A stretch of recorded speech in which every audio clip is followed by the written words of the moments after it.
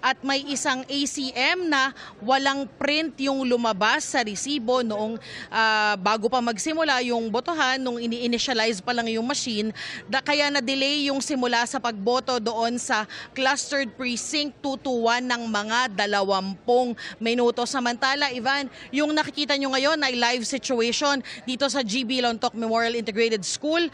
Ito yung polling place sa buong Lipa City na may pinakamaraming registered voters. 16,000 na mga botante yung inaasahang boboto rito ngayong araw.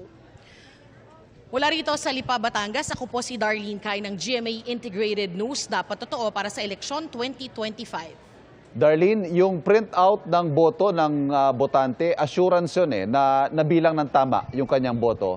At eventually, kung kailanganin, gagamitin din yan sa audit ng mga boto. Paano nire-resolve ng mga electoral board yung mga ganyang kaso? At ano ang sinasabi naman ng mga botante? Sila ba'y nag-i-insist na kailangan magkaroon muna sila ng printout?